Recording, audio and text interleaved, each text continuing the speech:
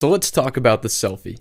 I don't know about you, but I believe a selfie comes in a couple different forms. The first being the classic arm's reach selfie with the front-facing camera. This was actually the basis for how the term selfie came about in the first place. It's a quick snap to send to friends or to show grandma where you've been on your vacation. There's nothing wrong with it, and there's plenty of tips and tricks that apply to taking a better version of this in this course. But there's also a second form of selfie, and it's a little less hands-on. And I mean that literally. It involves placing your phone on a level surface, setting the 10-second timer, or even hitting the record button for a video, and then walking out into frame to get a picture of yourself. This is my favorite form of selfie because it mimics the look of having professional photos taken of you. And this is the method that we're going to focus on the most in this course because it's far more interesting to your viewers that it appears as though people are taking pictures of you rather than you taking them of yourself.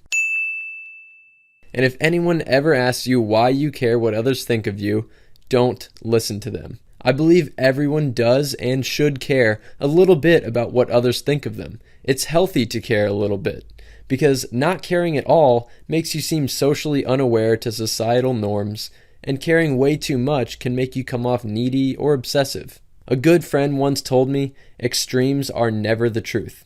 So with that little life lesson out of the way, let's jump right into the first section of the course and get this started. This lesson, we're going to get set up with the perfect photo taking settings. These are part of the tools that you'll need to succeed. So jump on over to your iPhone and open up the camera app.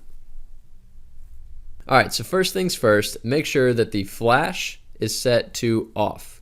Flash is terrible, it just ruins photos. I've never seen a good photo taken with flash. If you really need that much light, it's best to just move into an area that has better lighting. So if it's too dark, find a better area because flash is kind of the amateur way of trying to take a good photo and it never works out. Next, we're going to make sure that HDR is set to auto, which it is. And if you don't see HDR up here, you can go to your settings and just go down to camera. And then go to auto HDR down here and just flip that to on. And that'll make sure that whenever you are taking a photo which has a lot of highlights and shadows, it'll switch to HDR. And HDR stands for high dynamic range. Whenever you take a photo with HDR, it actually takes 3 photos in one. The first photo is exposing for the highlights. It wants to make sure that the highlights are properly exposed and not too blown out. But this makes the shadows really dark. The second photo is a neutral photo. It does its best to get a photo in between highlights and shadows that has a decent exposure. And the third photo is exposing for the shadows. So it'll make sure that these shadows are really brought out and highlighted correctly, but this will also show that the highlights are also blown out. But it'll combine all 3 of these into one properly exposed photo with nicely lit highlights and nicely lit shadows. So this is an awesome feature to turn on for your camera. Alright, so let's go back and we're going to go back to our camera app. And now you won't see HDR because we've turned it on in our settings. So next we're going to turn off live photo. Live photo takes a 1.5 second video before and after you take a photo. So it ends up forming this kind of 3-second animation video photo hybrid thing.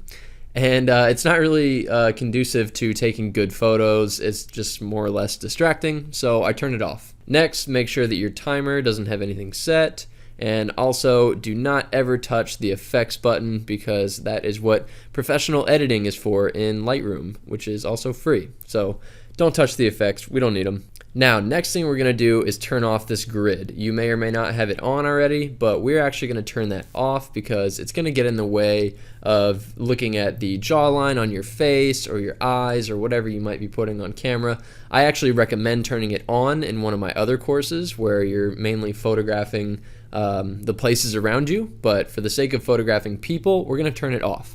So let's go to our settings and go back to camera.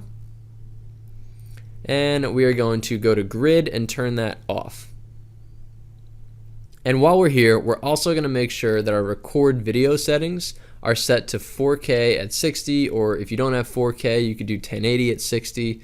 But The reason I recommend setting your video settings for a photo course like this is because sometimes it is very useful to set your phone down, maybe in your shoe or against a rock, whatever you can use as a natural tripod, and you can actually turn the video on and start recording.